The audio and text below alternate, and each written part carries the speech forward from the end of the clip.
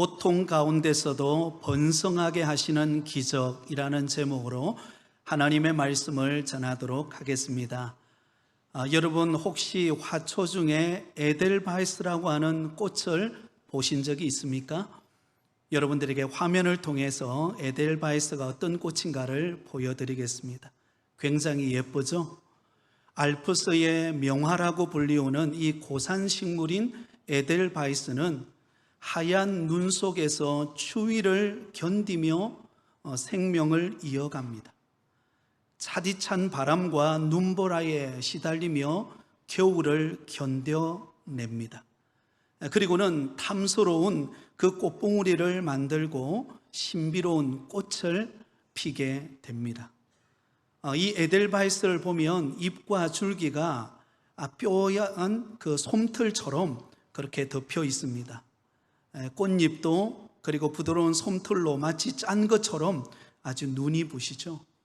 여러분, 이처럼 아름다운 이 에델바이스는 추위가 심하면 심할수록 밤낮의 기온차가 높고 낮으면 낮을수록 더 신비한 빛깔을 만들어낸다고 합니다. 열악한 환경이 도리어 영롱한 꽃을 만드는 멋진 재료가 된다는 것을 우리에게 교훈하고 있습니다. 사랑하는 성도 여러분, 요즘 여러분들의 현재 상황은 어떻습니까? 마치 추운 겨울 하얀 눈 속에서 자라는 에델바이스처럼 지금 여러분에게 처해진 그 환경이 너무나 막막하고 힘들고 지친 그런 환경의 상황은 아니신가요? 그렇다면 오늘 하나님께서 들려주시는 이 본문의 말씀을 통해서 새로운 은혜를 공급받고 힘을 얻고 용기를 내어서 믿음으로 달려가는 축복된 걸음이 되시기를 예수님의 이름으로 축원드립니다. 오늘 우리가 함께 읽은 본문의 말씀은 요셉을 알지 못하는 애굽의 새로운 왕이 등극하면서 고센 땅에 살고 있는 이스라엘 백성들을 심하게 괴롭히는 장면이 오늘 본문의 내용입니다. 무거운 짐을 지워서 괴롭히고 심한 노동력을 착취하고 인구 억제 정책을 펼치면서 이스라엘 백성들에게 있어서는 너무나 고통스러운 현실이 아닐 수 없었습니다. 그럼에도 불구하고 그 가운데서 어떤 기적적인 일들이 일어납니까?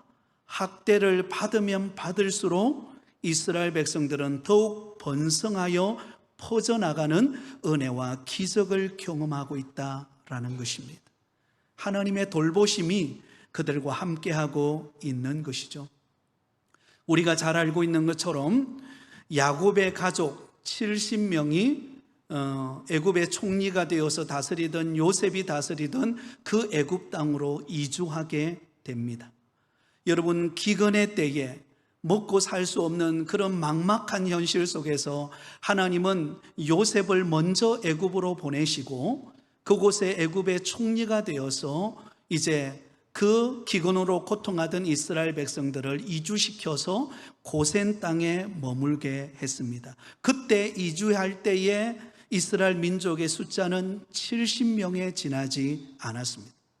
그런데 400년이 지난 세월을 보내고 난 다음에 여자와 어린아이 수를 제외하고 무려 60만 명이나 되는 인구로 불어납니다.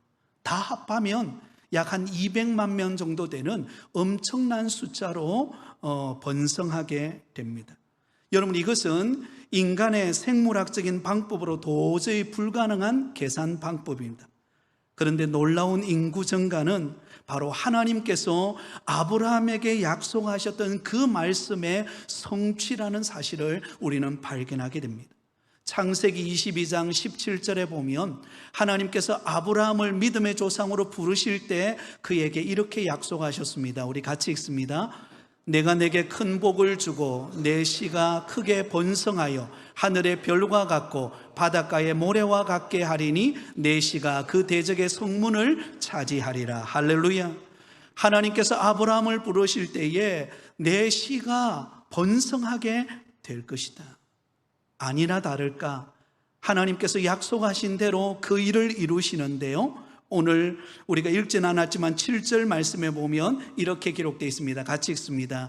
이스라엘 자손은 생육하고 불어나 번성하고 매우 강하여 온 땅에 가득하게 되었더라.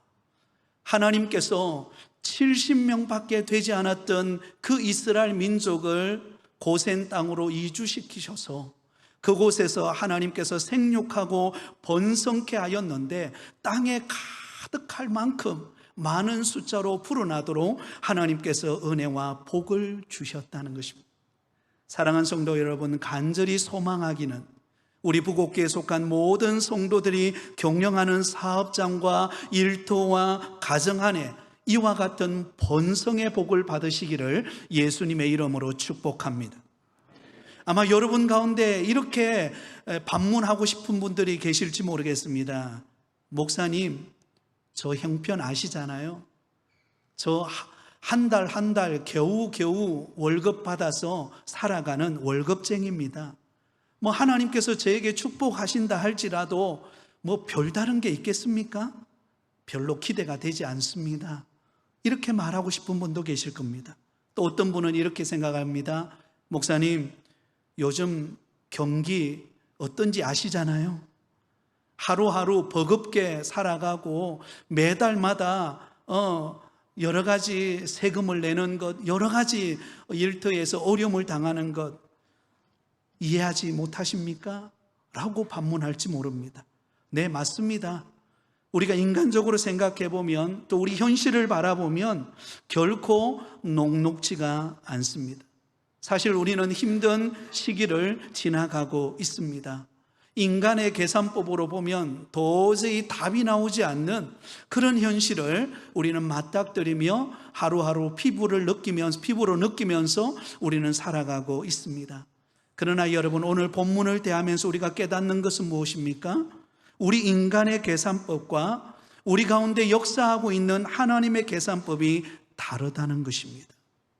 여러분, 우리의 인간의 계산법은 뭡니까? 1 더하기 1은 2입니다. 그리고 1 빼기 1은 0입니다. 남는 게 없어요.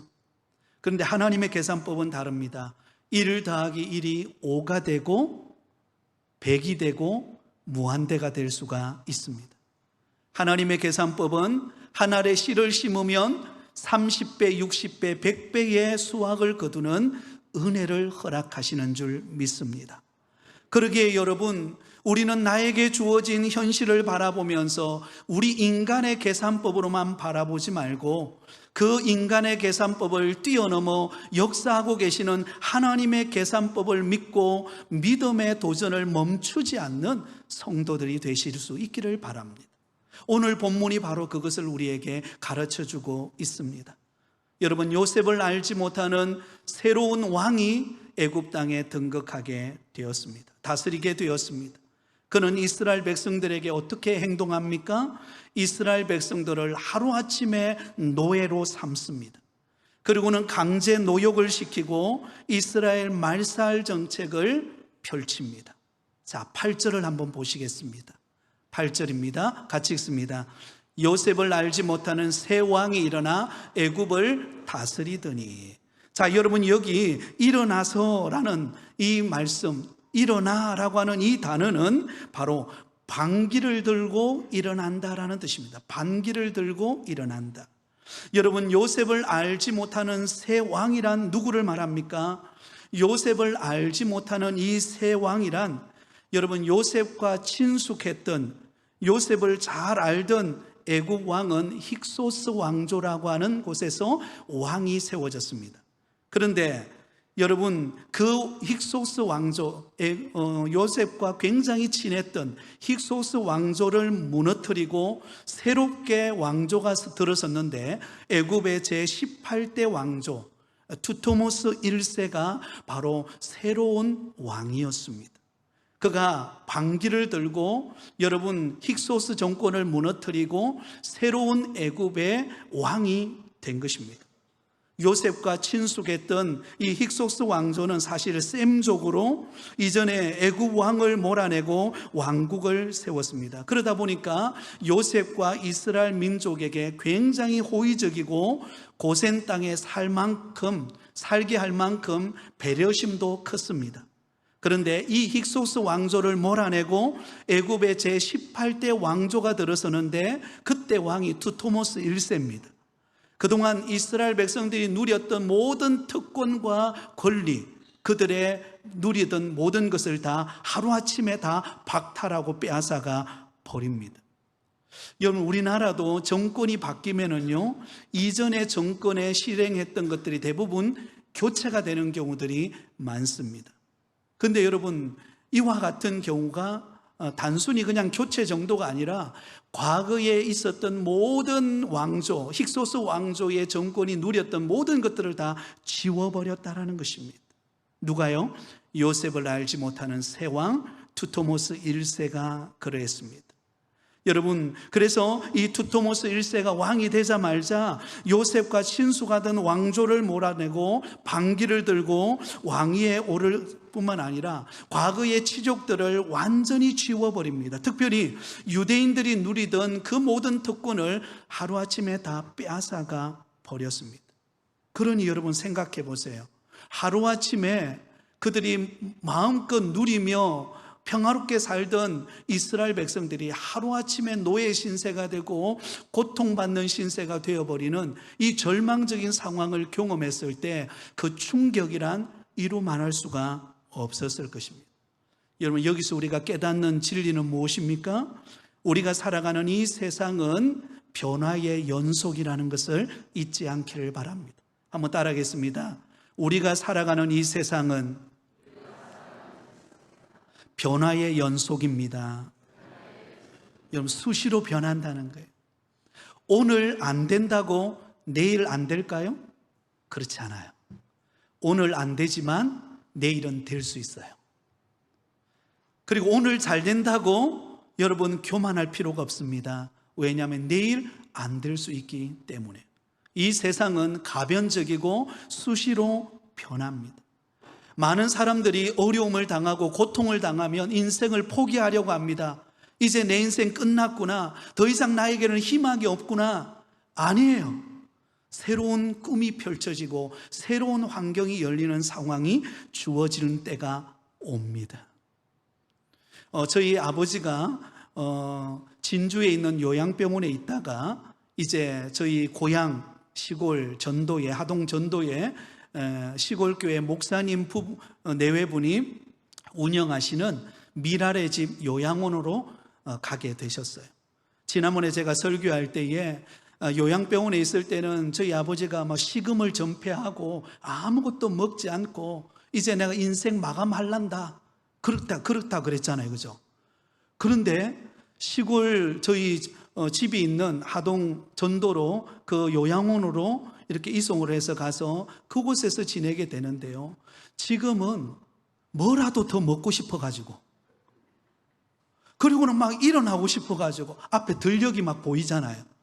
예전에 아버지가 농사 지었던 것 막 이런 게 막 눈에 보이니까요, 일어나고 싶어가지고 막, 그리고는 더 먹고 더 힘을 내고 있다는 이야기를 들으면서 얼마나 제가 기뻐했는지 모릅니다. 그러면서 깨달은 은혜가, 여러분, 우리에게는 인생이 무너지는 것과 같은 환경이 주어질 때도 있지만 그 반전이 일어날 때도 있다는 거예요. 그리고 또 잘 될 때도 있지만 때로는 무너지는 것과 같은 환경을 접할 때가 있습니다. 그때 우리는 무엇을 깨달아야 합니까? 변화하는 세상을 붙들지 말고 영원히 변하지 않는 전능하신 하나님을 붙드는 여러분 되기를 바랍니다. 그때 기적의 문이 열리는 거예요. 왜 세상 사람들이 왜 절망하고 낙심합니까? 수시로 변하는 환경과 내 상황과 그리고 여러분 세상을 바라보기 때문에 절망하고 낙심하는 것입니다. 그러나 그 가운데 역사하고 계시는, 그 가운데 일하고 계시는 그 하나님을 바라보고 의지하면 하나님은 우리 가운데 못하실 일이 없으십니다. 자, 여러분, 그렇다면 요셉을 알지 못하는 이 새 왕이 등극해서 가장 두려워했던 점이 뭘까요? 9절과 10절입니다. 9절과 10절 같이 읽습니다. 그가 그 백성에게 이르되 이 백성 이스라엘 자손이 우리보다 많고 강하도다. 자, 우리가 그들에게 대하여 지혜롭게 하자. 두렵건대 그들이 더 많게 되면 전쟁이 일어날 때에 우리 대적과 합하여 우리와 싸우고 이 땅에서 갈까 하노라 하고. 여러분, 애국 왕, 절대 정권을 가지고 있는, 권력을 가지고 있는 새로 등극한 이 두토모스 1세가 고센 땅에 거주하고 있는 이스라엘 백성들을 바라보면서 그들이 점점 창성하고 강대해지는 것을 보면서 위기의식을 느꼈습니다. 이러다가 큰일 났다. 저 이스라엘 백성들이 우리가 무너뜨렸던 힉소스 왕조와 다시금 합세해가지고 우리를 대적하면 어떻게 하나? 우리보다 더 강대한 세력을 가지고 우리를 점령하면 어떻게 하나? 라는 두려움을 갖게 된 것입니다. 그래서 그들이 연구하고 그리고는 계획한 그 정책이 무엇입니까? 바로 이스라엘 말살 정책입니다. 이스라엘 백성들을 노예로 삼아서 그들을 강제 노동시켜서 그들을 더 성장하지 못하도록 윽박지르고 노예로 삼고 괴롭히고 그들을 힘들게 하면 아마 그들은 더 이상 성장할 수 없을 것이다. 번성할 수 없을 것이다. 그런 계획을 세우고 이스라엘 백성들을 노예로 삼고 괴롭히기 시작했던 것입니다. 자, 그런데 여러분, 참 신기한 장면이 그 다음에 나옵니다. 오늘의 핵심 주제라고 할 수 있는 말씀이 나와요. 여러분, 중노동에 시달리면 얼마나 괴롭겠습니까? 이스라엘 백성들이 매일같이 눈 뜨자마자 나가서 그 중한 노동일을 해야 되고, 그리고는 하루 종일 시달리다가 밤늦게 집에 와서 겨우 지쳐서 잠들고 또 새벽부터 일어나서 노동할 때 무슨 소망과 무슨 기대와 희망이 있었겠습니까? 그런데 반전이 일어나요. 자, 오늘 핵심 구절입니다. 12절입니다. 12절을 같이 읽습니다. 시작. 그러나 학대를 받을수록 더욱 번성하여 퍼져나가니 애굽 사람이 이스라엘 자손으로 말미암아 근심하여. 할렐루야. 여러분, 그러나 여러분, 새로 왕으로 등극한 두토모스 1세는 이스라엘 백성들을 학대하고 그들을 괴롭히고 말살 정책을 쓰고 그들을 종으로 삼아 노예로 삼아서 괴롭히면 이스라엘 민족은 이제 더 이상 성장할 수 없고 그들이 아마 포기하고 무너질 것이다 라고 생각했습니다. 그런데 여러분, 어떤 반전이 일어납니까? 학대를 받을수록 더욱 번성하여 퍼져 나가니라. 여러분, 누가 이 일을 행하신 것입니까? 하나님께서 학대받는 이스라엘 백성들에게 번성의 복을 주시고 그들을 주께서 일으키시고 그 위기와 고난과 절망 속에서 하나님께서 그들을 붙들고 계시는 놀라운 일들을 행하고 계신다는 것입니다. 사랑하는 성도 여러분, 지금 여러분들에게 처해져 있는 환경과 어려움과 고난은 무엇입니까? 마치 정말로 내가 도저히 일어날 수 없는 절망적인 환경에 주저앉아 계십니까? 그러나 여러분, 오늘 이 말씀을 기억하실 수 있기를 바랍니다. 그러나 학대를 받을수록 더욱 번성하고 퍼져나가니라. 여러분, 어려움 속에서 하나님은 결코 하나님의 일을 멈추지 않습니다. 우리는 어려움을 당하고 우리는 힘든 일을 만나고 우리는 절망적인 상황을 만나면 우리는 주저앉습니다. 더 이상 희망을 갖지 않아요. 무슨 소망이 있나? 그리고는 낙심하고 주저앉아 있습니다. 그러나 우리를 택하여 하나님의 자녀 삼으신 하나님은 결코 쉬지 않습니다. 하나님의 일을 멈추지 않습니다. 하나님은 우리를 통하여 일하고 계십니다. 오늘도 우리의 걸음을 이끄시고 하나님의 뜻을 이루어가고 계심을 기억하실 수 있기를 바랍니다. 그래서 성경은 말합니다. 하나님을 사랑하는 자, 곧 그 뜻대로 부르심을 입은 자들에게는 모든 것이 합력하여 선을 이루느니라. 여러분, 학대를 받을수록 더욱 번성하고 퍼져나가는 은혜를 입었습니다. 그래서 그리스의 유명한 윤리학자이자 전기 작가인 플루타누코스라고 하는 사람이 이런 말을 했습니다. 인간의 위대성은 그가 고통을 어떻게 견뎌내는가에 따라 결정된다. 여러분, 인간의 위대성은 어디에서 나옵니까? 누구나 다 고통을 겪는데, 누구나 다 어려움을 만나는데, 그 고통과 어려움 속에서 어떻게 견뎌내느냐가 결정적이라는 것입니다. 이스라엘 백성들은 학대를 받는 고통 속에서, 그 가운데서 하나님을 바라본 거예요. 그 가운데서 하나님의 일하심을 바라보았던 것입니다.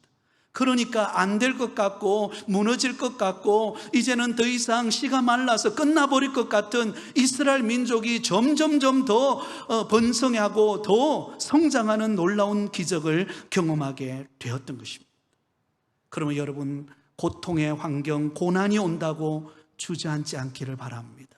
그 가운데서 일하고 계시는 하나님을 신뢰하는 믿음으로 나아가는 여러분 되기를 바랍니다. 탈무드에 보면 인생은 삶은 달걀, 계란과 같다라고 그렇게 말하고 있습니다. 이스라엘 백성들은 고통이 오거나 고난을 기념하는 날이 되면 반드시 여러분 삶은 계란을 먹는다고 합니다. 더 인상 깊은 것은 결혼을 하는 신랑 신부에게도 종종 이 삶은 계란을 선물로 주어서 그것을 먹게 한다고 합니다.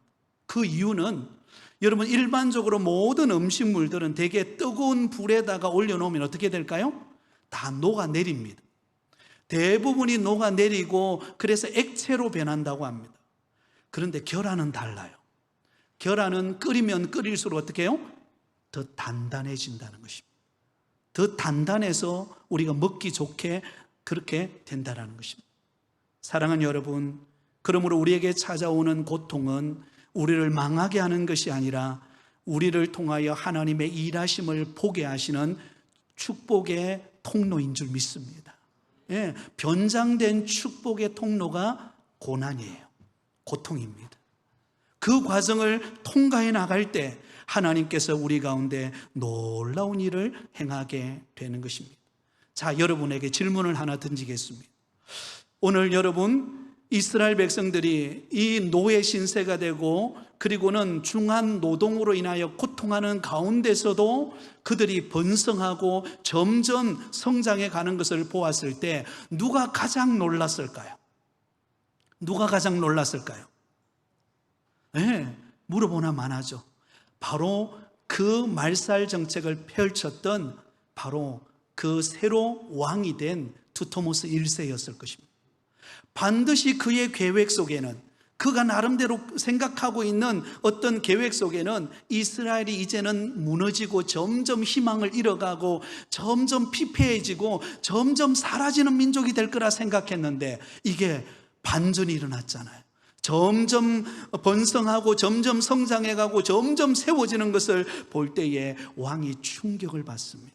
왕이 충격을 받아요. 그래서 어떻게 합니까? 더 엄한 일로 그들을 괴롭힙니다. 13절 14절입니다. 우리 같이 읽습니다. 이스라엘 자손에게 일을 엄하게 시켜 어려운 노동으로 그들의 생활을 괴롭게 하니 곧 흙 이기기와 벽돌 굽기와 농사의 여러 가지 일이라 그 시키는 일이 모두 엄하였더라. 자, 여러분, 가장 큰 충격을 받았던 이 두토모스 1세가 그냥 포기하면 되는데 포기하지를 않아요. 오히려 더 중한 짐을 그들에게 지웁니다. 어려운 노동으로 그들의 생활을 괴롭히고 흙 이기기, 벽돌 굽기, 농사하는 여러 가지 일들을 시켜서 그들로 하여금 더 고통스럽게 만듭니다. 여러분, 여기 엄하다라는 이 단어가 산산조각내다라는 뜻을 가지고 있습니다. 이스라엘 민족을 완전히 산산조각 내어버리겠다, 이런 결단을 가지고 더 중한 짐을 지웁니다.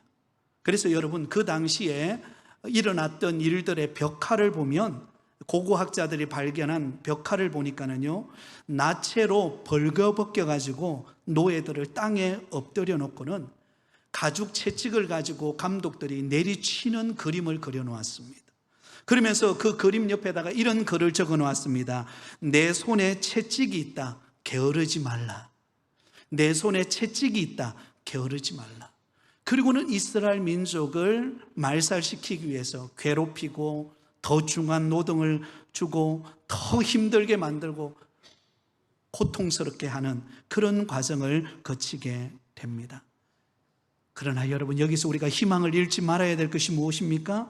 고통의 절정을 경험하는 그 순간 하나님은 무엇을 준비하고 있을까요?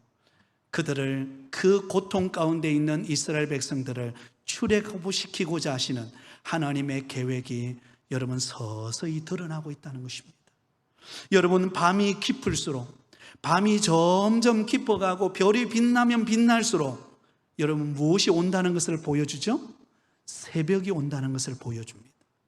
여러분에게 고통과 아픔과 힘든 환경이 도저히 이제는 끝났다, 이제는 내 힘으로 안 된다, 이제는 헐떡거리고 숨쉬기조차도 어렵다, 여러분 그때가 하나님이 가장 고통의 절정에서 여러분에게 희망의 빛을 비춰주시는 새로운 시작이 시작되는 순간인 줄 믿습니다.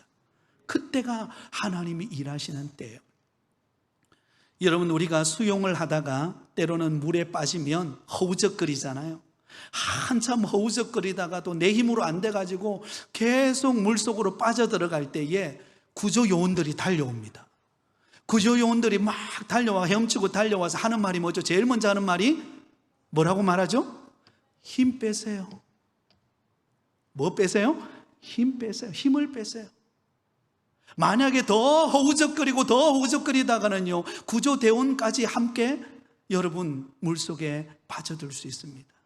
그래서 구조대원이 왔을 때 제일 먼저 하는 말이 선생님, 힘을 빼세요.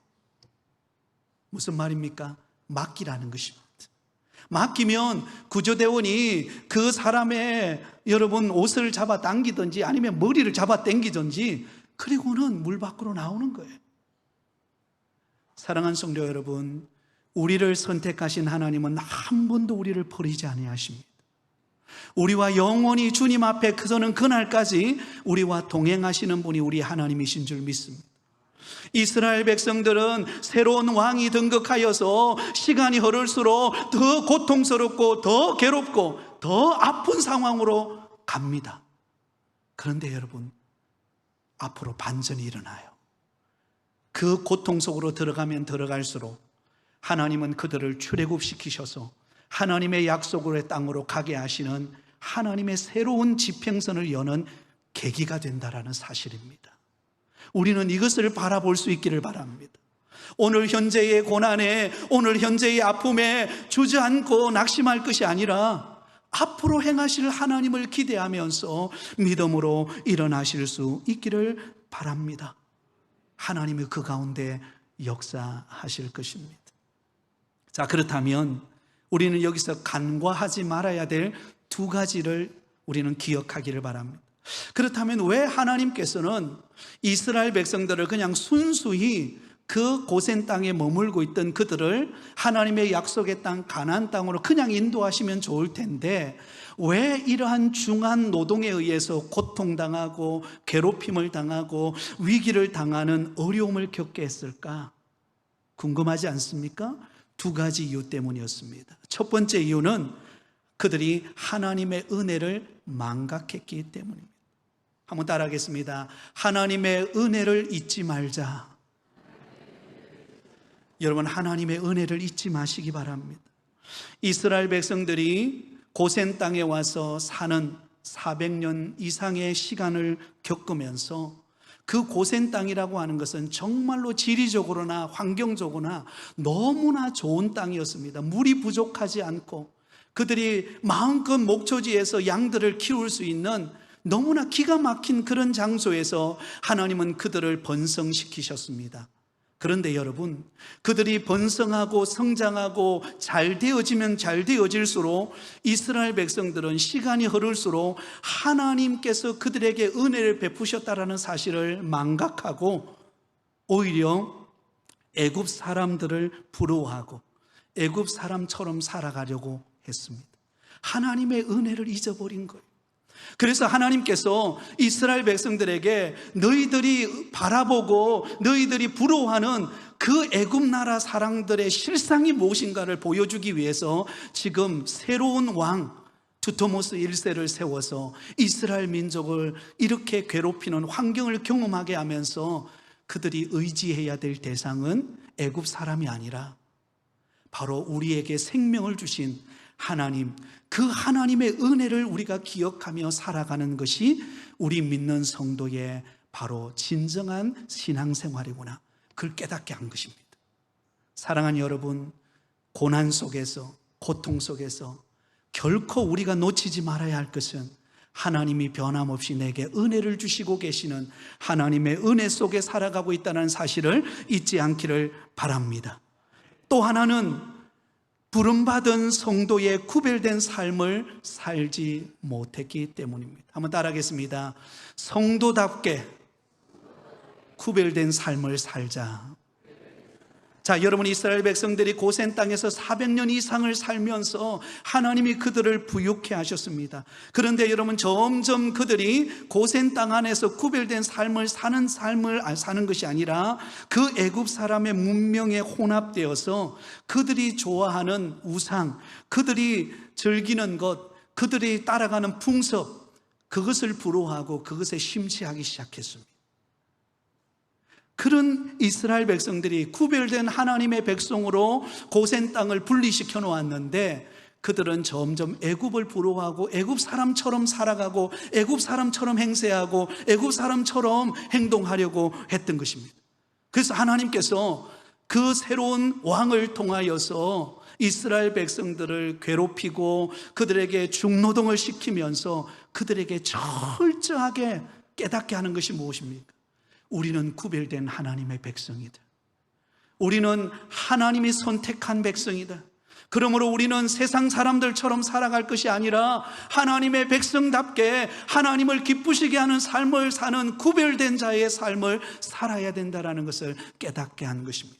그리고 그들로 하여금 하나님의 약속의 땅, 가나안 땅, 구별된 백성들이 가야 할 그 약속의 땅, 가나안 땅을 바라보게 하는 일이 바로 오늘 이 고통 속에서 행하셨던 하나님의 놀라운 섭리였다라는 것입니다. 사랑하는 성도 여러분, 하나님은 저와 여러분의 사랑의 하나님이신 줄 믿습니다. 우리에게 좋은 것 주시기를 원하시고 우리에게 가장 귀한 것을 선물로 주시기를 원하십니다. 그런데 왜 때로는 고통을 허락하실까요? 왜 아픔을 허락하실까요? 하나님의 은혜를 잊지 말라고, 그리고 구별된 백성으로 하나님의 부르심 앞에 순종하라고 우리에게 주시는 은혜의 기회인 줄 믿습니다. 그래서 주님을 붙들고 나가면 하나님은 우리에게 번성케 하시는 기적의 문을 여실 줄 믿습니다. 저는 가끔씩 인간극장, 여러분 KBS에서 방영하는 인간극장이라고 하는 프로를 가끔씩 봅니다. 월요일부터 금요일까지 아마 아침에 이렇게 한 30-40분 방영하는 그런 일상적인 그런 이야기들을 소개하는 그런 인간극장을 보면서 제가 감동을 많이 받는데요, 부산의 어느 교회 목사님, 개척하신 목사님이에요. 그 목사님과 사모님이 자녀를 낳았는데 8명을 낳았어요. 여러분들 8명 별로 놀라지도 않으시네요? 적어도 한 12명 정도 돼야 와 하시죠, 그죠? 8명을 낳았어요. 개척교회 목사님이 8명을 낳았으니 얼마나 여러분 이게 참 힘들지 않겠어요? 그런데 그 인간극장을 보면서 처음에 시작할 때 저는 보면서 염려가 됐어요. 야, 저 8명 어떻게 키우나? 그런데 여러분, 하나님께서 그 목사님과 사모님을 통해서 그 자녀들을 키워가는데 이제 그 첫째, 둘째 같은 경우는 어느 정도 성인이 됐잖아요. 그래서 직장을 구해서 직장에 들어가서 생활하면서 그 걔네들이 그 동생들을 키우는 거예요. 여러분, 그 작은 개척교회에 8명의 자녀들이 자라가는데요, 여러분 그 안에는요 교육부서가 다 있어요. 유치부, 유아부, 유치부, 유초등부, 중고등부, 심지어 청년부까지 있어요. 여러분, 요즘에 이 교육부서가 다 있는 교회가 그리 많지 않습니다. 근데 그 개척교회인데 8명의 자녀를 놓아놓으니까요, 이 교육부서가 돌아가는 거예요. 그리고 큰아이가 동생들을 돌아보고 그러면서 교회가 은혜롭게 세워져 가는 것을 보면서 저는 그런 생각을 했습니다. 하나님이 우리를 키워가시는구나. 하나님이 우리의 형편을 돌보시는구나. 여러분, 어떤 고통 가운데 있습니까? 하나님께 맡기시고 하나님이 행하실 일들을 바라보며 그 은혜를 잊지 말고 구별된 성도답게 믿음으로 행함으로 하나님이 주시는 번성케 하시는 기적을 경험하는 우리 모든 부곡교회 성도들이 다 되시기를 예수님의 이름으로 축원드립니다.